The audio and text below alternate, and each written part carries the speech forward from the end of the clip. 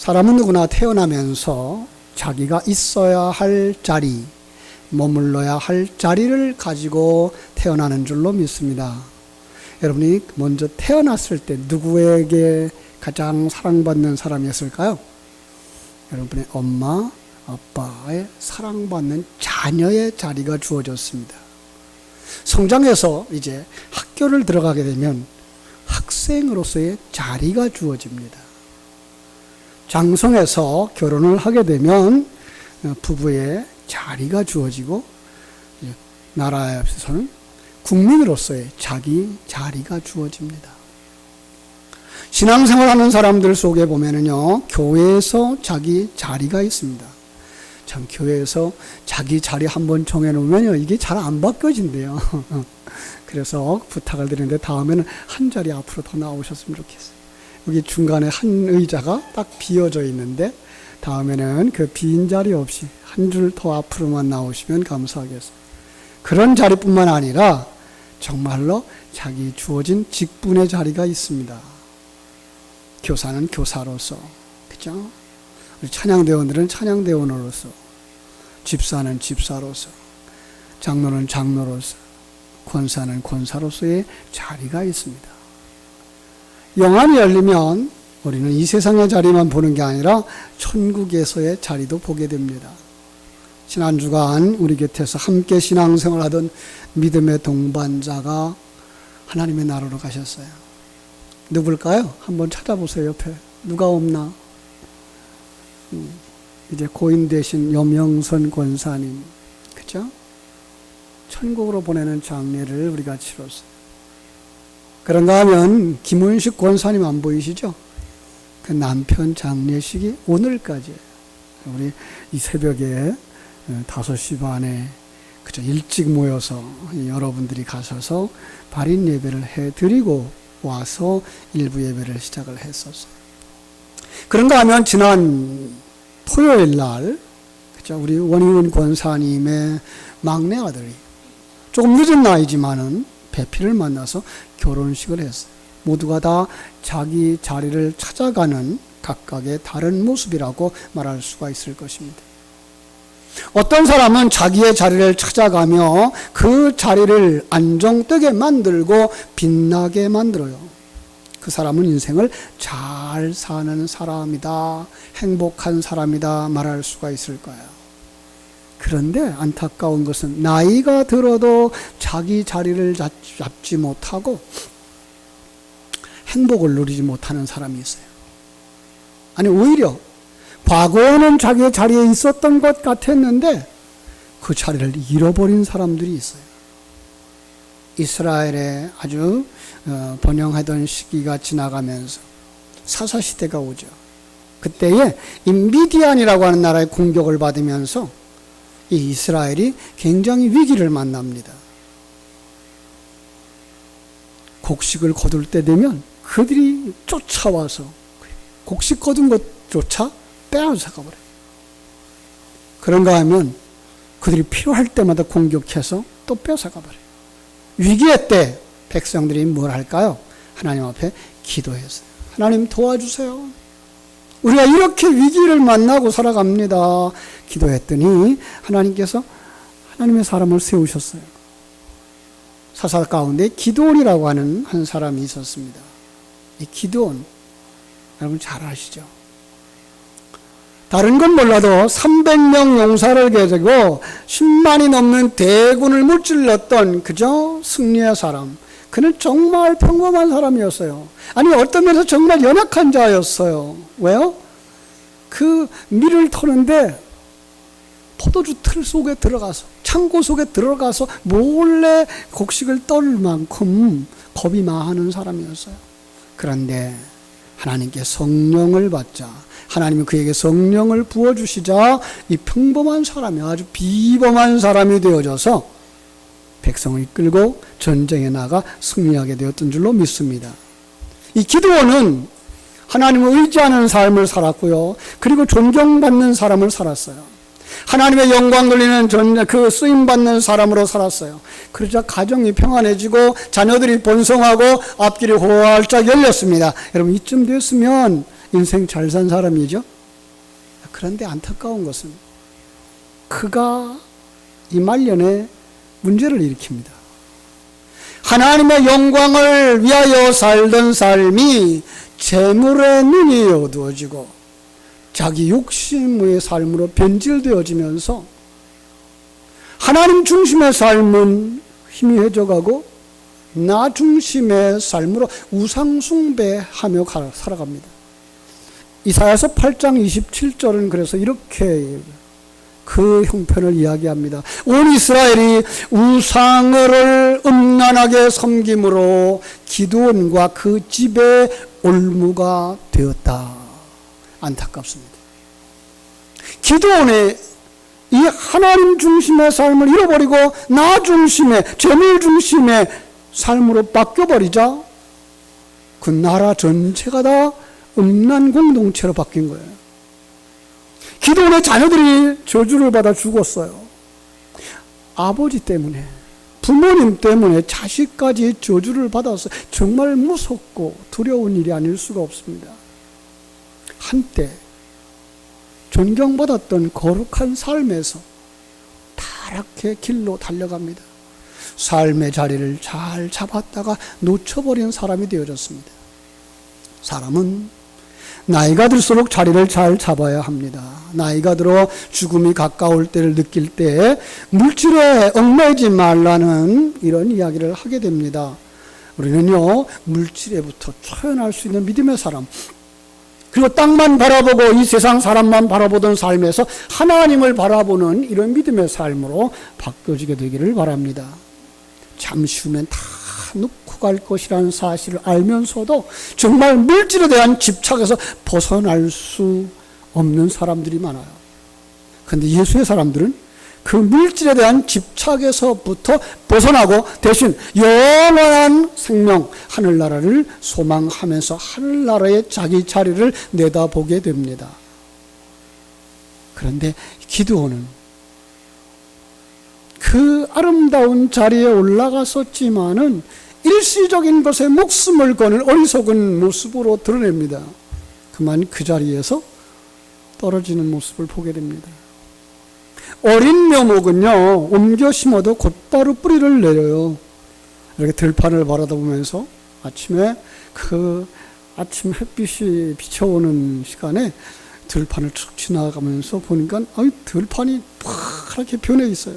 나무들이 얼마나 푸른지 내 눈이 거듭났나 그랬어요. 참 좋아졌어요.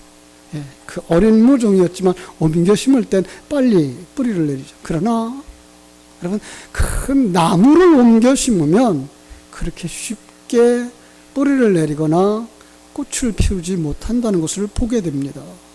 그렇죠?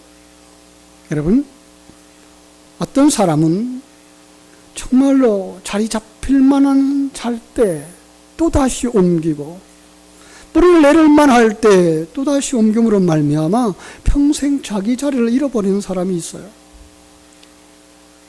사울이라고 하는 사람, 이스라엘의 초대왕이었죠. 그 어린 시절에는 굉장히 겸손한 사람으로 하나님의 사랑을 받았던 사람이었어요. 그 순수한 마음, 겸손함을 하나님께 인정함을 받아서 하나님의 부름을 받고 이스라엘의 초대왕이 되어졌습니다. 이제 왕의 직분을 잘 감당하도록 하나님은 성령의 기름을 부어주셨고요, 새 마음과 새 능력으로 변화된 사람이 되어졌습니다. 이쯤 되면 그 가문과 그 인생 참 축복이죠. 남은 과제는 왕의 직분을 잘 감당하는 것이었습니다. 그렇게 되려면 어떻게 될까요? 백성들로부터 존경받는 왕이 되는 것이고요, 자기를 왕으로 세워주신 그 하나님께 영광 돌리는 것이고요, 그러기 위해서는 인격적인 성숙함이 있어야 되는 것이고요, 하나님 앞에 충성 봉사하는 사람이 되어져야 되겠죠. 그런데요, 이 사울은 그와 정반대의 삶을 살았습니다. 자기의 사위 다윗이 하나님의 사랑을 받자 질투를 하고 그를 죽이려고 아주 혈안이 되어버렸어요. 백성들 사이에 그것 때문에 덕망을 잃어버리고 하나님께 영광 돌리는 삶이 변해서 불순종의 사람으로 떨어져 버리고 말았습니다. 믿음을 잃어버렸고요, 사명을 잃어버렸어요. 하나님조차 잃어버렸어요. 결국 온 가족과 함께 멸망당하고 말았습니다. 그는 자신에게 주어진 삶의 자리를 빛나게 하지 못했어요. 참 어둡게 만들었어요. 인생을 잘 사는 사람은 자기에게 주어진 기회를 자기의 것으로 만들어가는 사람이에요.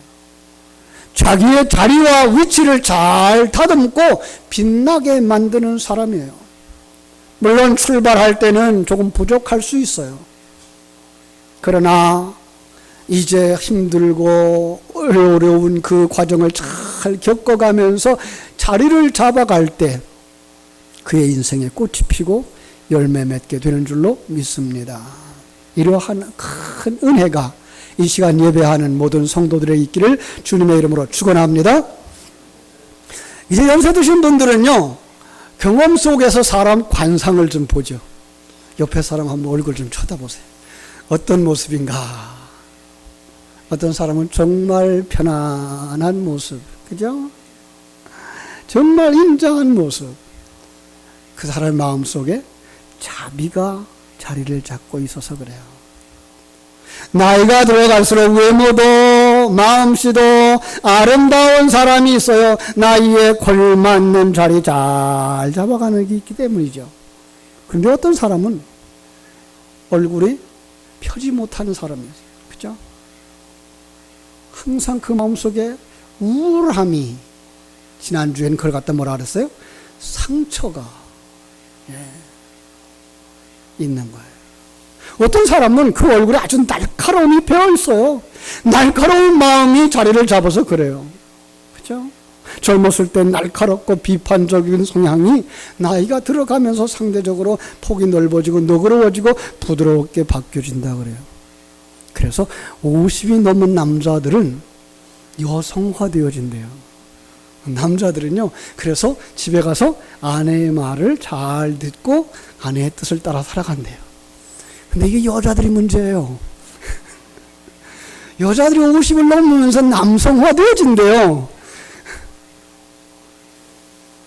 여러분, 그때라도 여러분들이 은혜롭게 가정을 세워나갈 수 있는 지혜로운 여인들, 현숙한 여인들 되어지기를 주님의 이름으로 축원합니다.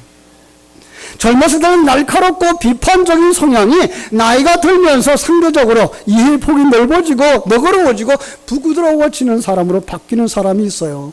덕이 있는 사람입니다. 인격의 자리를 잘 잡아가는 사람이죠.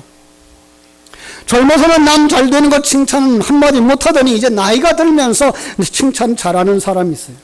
그리고 잘하는 사람에게 박수를 보내고 아낌없이 칭찬도 해요. 따뜻한 마음이 자리를 잡아가고 있기 때문에 그렇습니다. 이런 사람 못 있잖아요. 그죠? 사랑도 그렇다 그래요. 청년의 때에 정말 무엇이 진정한 사랑인지 알지 못했는데 결혼한 후에, 그리고 결혼한 후에 결혼 생활이 깊어가면 갈수록 그 속에 아름다운 행복을 느끼는 사람, 사랑이 자리 잡아가고 있기 때문에 그렇다는 거예요. 신앙생활하는 성도들의 모습을 봐도 그래요.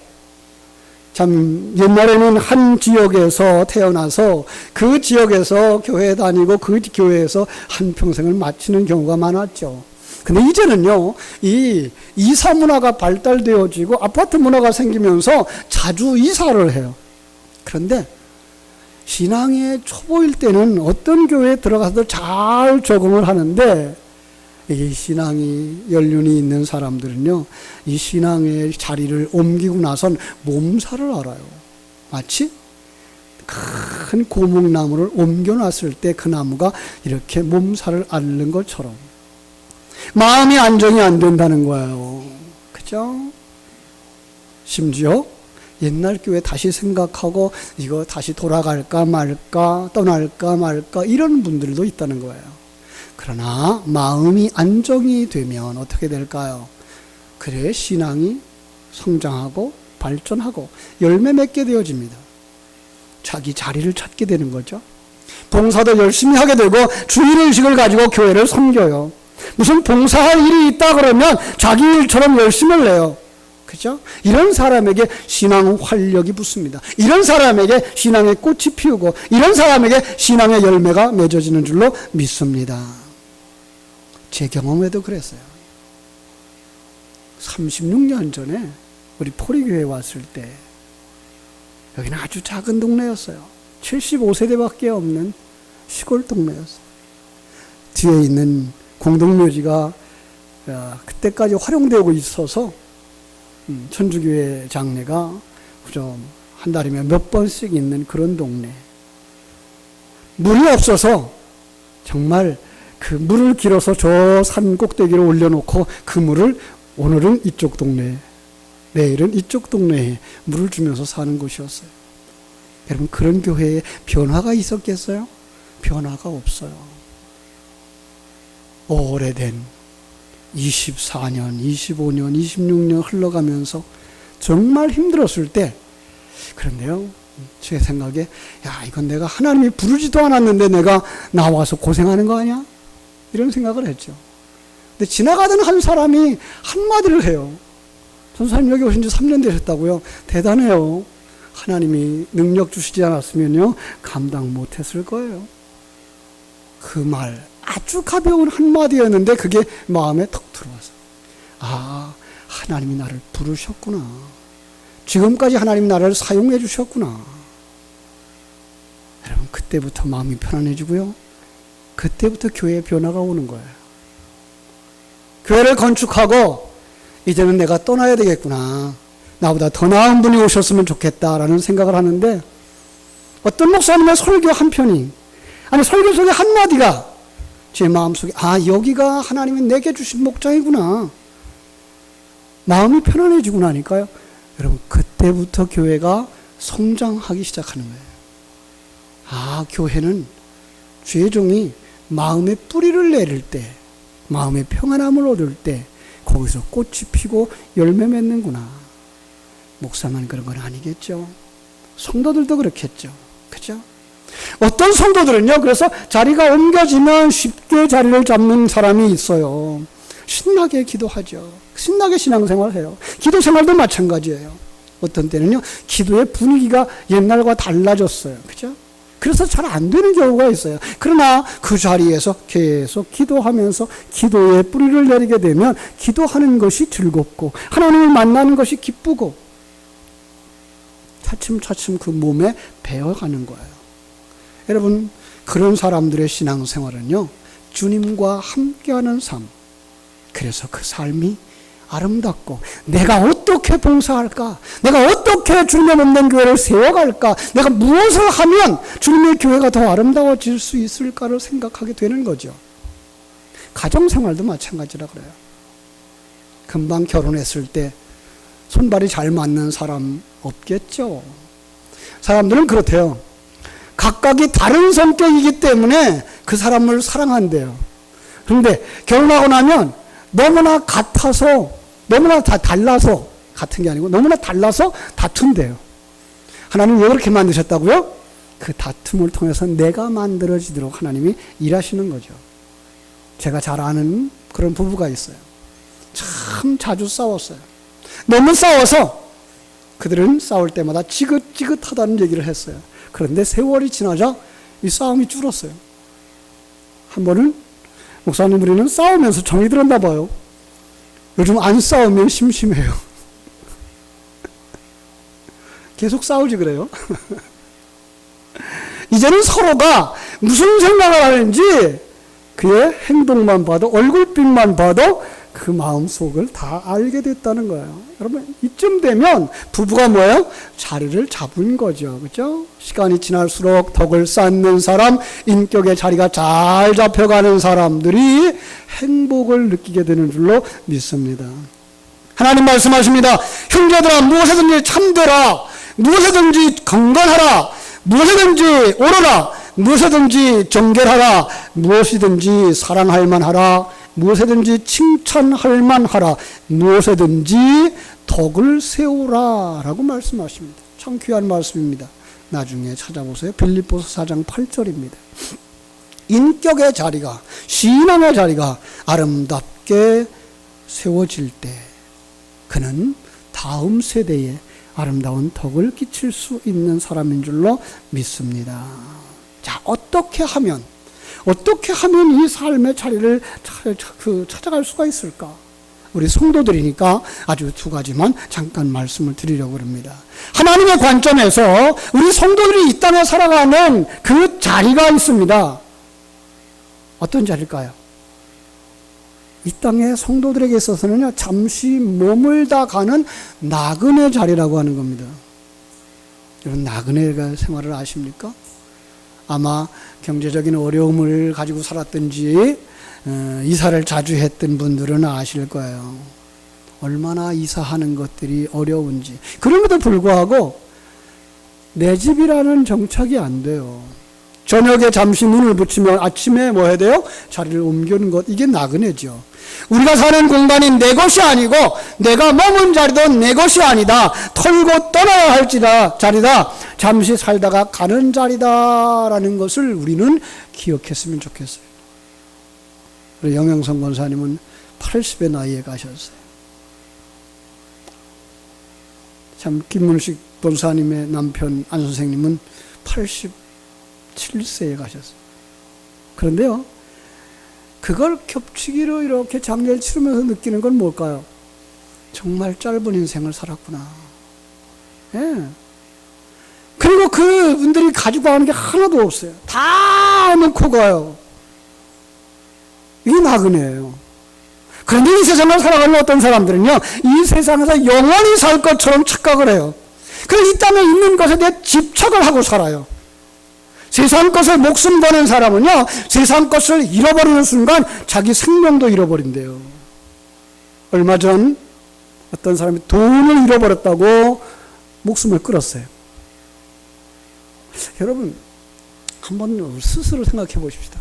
여러분, 돈을 얼마만큼 잃어버리면 생명을 끊을 만큼 충격적일까요? 그 집 한 채? 한 3억 정도? 그 사람은 자기 생명값이 3억인 거죠. 난 10억을 잃어버려도 나는 생명을 안 잃어버릴 거야. 그 사람의 생명값은 적어도 10억은 되겠죠. 근데 이 생명을 내버린 사람은 1억밖에 안 되는 돈이었는데 그걸 잃어버리고선 견디지 못해서 그만 자살을 해버린 거예요. 여러분, 이 세상 나그네 길을 마치고 떠날 때는요, 1억이라는 돈도 가지고 있질 않아요. 몇 천만 원의 돈도 가지고 가질 않아요. 다 놓고 가요. 바꿔 말하면 다 내 것이 아니에요. 다 놓고 가요. 잃어버리고 가요. 애지중지하던 것도 다 놓고 가요. 왜요? 더 좋은 하나님의 나라에 가는 것이기 때문에 그게 필요하지 않은 거예요. 재미난 얘기를 그 전에 들었죠? 어떤 분이 그저 평생 금부치를 모았대요. 금반지부터 시작해가지고 뭐 목걸이에다가 그 다음에 이제 황금바에다가, 그래서 돌아가실 때 그걸 다 가지고 천국 갔대네. 그래서 천국에 가니까는요, 그걸 뭐 하러 가져왔니? 그러더래요. 이게 얼마나 값지고 좋은 건데요. 그랬더니 하나님 뭐라 그래요? 길바닥을 봐라, 길이 다 황금 아니냐? 그러더래요. 천국에 가서 우리가 이 땅의 것에 대한 가치를 가지고 살질 않아요. 그런데 불구하고 사람들은 이것들을 그냥 쥐고, 또 사람들은 그 명예를 높이 사서 그 명예에 자기 이름 남기고 가려고 여러 가지 심지어는 참 불의한 일까지도 저지른 모습들을 보게 됩니다. 우리는 나그네 인생이라고 하는 자리에 앉아서 내 인생을 한번 점검해 봤으면 좋겠습니다. 그리고 이 세상 것에 창념하지 마시고 천국을 소망하면서 달려가는 여러분 되시기를 주님의 이름으로 축원합니다. 근데 이게 잘 안 깨달아져요. 이게 잘 아는데 누려지질 않아요. 그래서 하나님이 우리에게 이 형제들이 먼저 장례를 치르는 모습을 보게 하시는 것 같아요. 장례를 치를 때 그들 손에 뭐가 들려가던가요? 그분이 가지고 가고 댕기는 뭐 있던가요? 하나도 없어요. 그렇죠? 그래서 성경은 말합니다. 우리가 세상에 아무것도 가지고 온 것이 없음에 또한 아무것도 가지고 가지 못하리니. 디모데전서 6장 7절이에요. 아무것도 가지고 온 것이 없어요.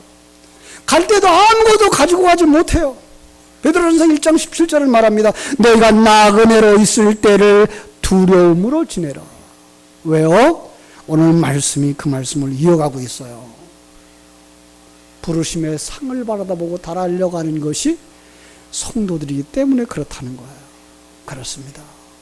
여러분, 우리는 이 세상에 나그네 자리라고 하는 사실을 깨달아 알고 참 나그네답게 사는 삶, 자유하는 삶을 살아가게 되기를 주님의 이름으로 축원합니다. 두 번째로 성도들에게 주어진 자리가 있는데 뭔가 하면 그게 사명자의 자리라는 거예요. 이 땅에 존재하는 것 치고 사명자가 아닌 것이 없다라는 말이 있습니다. 이 땅에 존재하는 것은 모두가 다 사명이 있다라는 거예요. 이 땅에 살아가는 우리에게 뭐가 있다고요? 사명이 있다라는 거예요. 오늘 우리 포리교에 나와서 예배하는 모두에게 이 땅에서 사명이 있다라는 거예요. 이게 바로 성도의 자리예요. 바울 사도는 이 사명에 충실했어요. 그의 마음속에 오직 사명뿐이었어요. 그는 이렇게 고백합니다. 내가 이미 얻었다 함도 아니요 온전히 이루었다 함도 아니라 오직 내가 그리스도 예수께 잡힌 바 된 그것을 잡으려고 쫓아가노라. 그리스도 예수 안에서 하나님이 위에서 부르신 부름의 상을 위하여 쫓아가노라. 예. 이 땅에서의 자리 하나는 뭐예요? 나그네 자리. 두 번째는 무슨 자리예요? 사명의 자리. 그 사명의 자리에서 하나님 주신 사명을 쫓아가되 무엇을 바라보고 왔어요? 부르심의 상을 바라보고 달려갔다. 이 땅에 살아가는 사람들은 모두가 다 한 번은 죽습니다. 성경이 말하는 그대로죠. 한 번 죽는 것은 사람에게 정하신 것이 그걸로 끝나지 않아요. 그 후에는 심판이 있으리라. 여러분, 하나님의 가치관, 하나님의 저울이 있어요. 정말로 사명을 잘 감당한 사람은 잘했다 칭찬하셔요. 적은 일에 충성했으니 많은 일을 이에 맡긴다. 주인의 기쁨의 잔치에 참여할지어다. 격려가 있고 위로가 있고 상이 있어요. 그래서 바울 사도는 그에게 주어진 삶의 자리에서 성공적으로 사명을 완수하기 위해 달려갔던 거예요. 여러분, 하나님의 백성은 목적 없이 살아갈 수가 없어요. 왜요? 하나님의 그 안목 속에서 내가 태어난 것이 내 맘대로가 아니고 내가 가는 것이 내 맘대로가 아니고 내가 여기 사는 것이 내 맘대로가 아닐진데 나를 보내시니 나를 지금 인도하시느니 그분의 뜻이 무엇인가를 깨달아 아는 자가 그 하나님을 아는 자요 그 하나님을 섬기는 자이기 때문인 줄로 믿습니다. 그래서 그는 오직 위에서 주신 그 사명의 길을 따라가는 거예요. 이것을 우리가 꼭 기억했으면 좋겠습니다. 이 땅에 분명 나그네 자리이지만 동시에 사명의 자리라는 것을 기억했으면 좋겠습니다.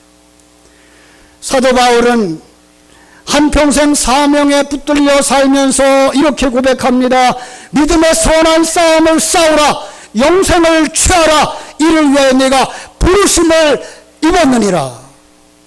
여러분, 아무런 생각 없이 신앙생활을 하면 신앙의 자리를 잡는데 너무 오랜 시간이 걸려요. 그러나 내가 왜 이 땅에 존재하는가, 어디서 왔으며 어디로 가는가를 깊이 깨달아 알면 자기 삶에 의미들이 주어져요. 사랑하는데도, 우정을 나누는데도, 가정 생활을 하는데도, 신앙생활을 하는데도 삶의 자리를 잘 잡아가게 되는 줄로 믿습니다. 그런데 어떻게 이 사명의 자리를 찾아가야 될까요? 성경 인물 중에요, 어린 시절 주변 사람들을 아주 불안하게 만든 사람이 한 사람이 있었어요. 야곱이었어요. 야곱, 그 이름 그대로 발꿈치를 잡는 사람. 여러분, 걸어가는 사람 발꿈치 잡으면 어떻게 된다고요? 남을 넘어뜨리는 사람이에요. 쌍둥이의 동생으로 태어났는데 너무나 이기주기예요. 너무 욕심 많아요. 자기밖에 몰라요. 형을 속이고 아버지를 속이고 그 형의 장자권의 축복을 뺏어가요. 형이야 못 살든지 말든지 자기만 잘 되고 싶다는 생각, 형이 평생 가슴앓이 하면서 분노 속에 살든지 말든지 자기만 축복을 누리면 되겠다는 생각. 여러분, 형제가 얼마나 좋은 겁니까? 여러분, 요즘들은 정말 형제 없는 시대가 됐어요. 이 자식들을 하나밖에 안 낳고 둘밖에 안 낳는데 그것도 딸을 낳으면 아들도 독자요, 딸도 외로운 거예요. 여러분, 정말로 형님 좋고 아우 좋고 하는 사이가 되어지면 얼마나 좋습니까? 그런데 야곱은 자기만을 생각하는, 그래서 형제의 관계를 깨트려 버렸어요. 형의 광복에, 그 행복에는 전혀 관심이 없는 거예요. 아주 위험한 사람. 그런데 보세요. 이 사람 내면의 모습이 어떠한가? 이 창세기의 마지막 부분에서 이 눈안에 그의 신앙 고백이 나옵니다. 그리고 그가 경험을 다 가지고 12 아들을 마음껏 축복합니다. 왜 그랬을까요? 바뀌었어요. 그가 살아온 외로움과 슬픔과 좌절과 배신을 경험하면서 그의 인격이 성숙해진 거예요. 삼촌에게 속임을 당하면서 속이면 안 된다는 것을 깨달았고요. 결혼을 하면서 인생이 자기 혼자 사는 것이 아니라는 사실을 깨달았고요. 성숙한 인격과 신앙을 갖춘 사람으로 바뀌어져 갑니다. 어떻게 해서 그렇게 했다고요? 하나님을 인격적으로 만나고 나서부터. 여러분, 신앙생활 중에서 이렇게 하나님을 인격적으로 만나는 기회가 있게 되기를 주의 이름으로 축원합니다. 그렇죠? 정말로 그는 노년에 고백합니다. 내 조부 아브라함과 아버지 이삭을 섬기던 하나님께서 나의 나무로부터 지금까지 나를 기르셨도다. 여러분, 지금 여러분의 모습은 누가 길렀다고요? 하나님이 길러주신 줄로 믿습니다. 하늘나라에 들어가는 그날까지 여러분들을 완성시켜 주실 줄로 믿습니다. 하나님이 그를 기르심, 하나님이 그를 만져주심, 하나님이 그를 인도해 주심을 깨닫게 하는 은혜가 그에게 있었어요. 그러나 돌이켜서 자기의 생애에 걸어온 날들을 보는 거죠. 베델에서 하나님의 약속하신 그 약속이 그를 새로운 힘을 가지게 됐고요. 세겜에서는요, 환난을 통해서 신앙을 새롭게 하며 그의 인생의 숱한 환난 속에서 하나님을 깨닫게 하시는 은혜와 축복을 받는 사람이 되어졌어요. 야복강에서는요, 기도를 통한 은혜를 누렸어요. 여러분, 우리의 삶 속에 이런 과정들이 있는 거예요. 그래서 그 은혜로 말미암아 문제아였던 그 사람이 남에게 도움을 주는 사람, 후손들에게 마음껏 축복할 수 있는 사람으로 굳게 섰던 거죠. 사랑하는 여러분, 우리는 야곱처럼 인생을 살아야 될 줄로 믿습니다. 이전보다 지금이 더 낫고 지금보다 나중이 더 나은 사람, 자기 자리에 서서 참으로 주변 사람들과 다음 세대에 영향을 끼칠 수 있는 빛과 소금의 자리에 서게 되기를 주의 이름으로 축원합니다. 그러니까 아마 신약에 오면은요, 예수님의 제자들의 변화를 볼 수가 있어요. 예수님의 제자들, 그 세례요한이 하나님의 어린 양이라고 예수를 지목하자 그들이 예수를 따라다니면서 메시아일 거라는 기대를 했어요. 그런데 그들이 생각하는 메시아는 어떤 메시아였어요? 이스라엘을 로마 정부로부터 구원해내서 다윗 왕국과 같은 나라를 세울 왕, 그러고 나면 가장 가까이에서 그 시절을 보냈던 나를 한 자리 주겠지라고 하는 생각을 가지고 예수님을 따라다녔어요. 가이사랴 빌립보에서 주님이 책망을 들으시죠. 독사의 자식이 하나님의 일은 생각지 아니하고 사람의 일만 생각하는도다. 그렇게 책망을 듣고 꾸지람을 들었던 그들이 언제 변화가 옵니까? 사도행전 2장에 성령이 임하자, 성령 충만받자 그들의 눈이 바뀌어지고 그들의 가치관이 바뀌어지고 그들은 이제 사명자의 아름다운 모습을 이루어갑니다. 사도행전의 모습이 그 모습이에요. 뿐만 아니라 성경 이후에 그들의 전기를 생각해 봐도 그렇습니다. 순교자로 그들의 생애를 마칩니다. 십자가에 거꾸로 못 박히기도 합니다. 그런가 하면 불에 태워 죽이기도 합니다. 그러나 한 사람도 그 사명에 실패한 사람이 없었어요. 왜요? 그들은 자기들이 마지막에 가야 할 그 자리를 기억했기 때문인 줄로 믿습니다. 그래서 성도들이 꼭 기억해야 할 세 번째 자리, 그 자리는 천국의 자리입니다.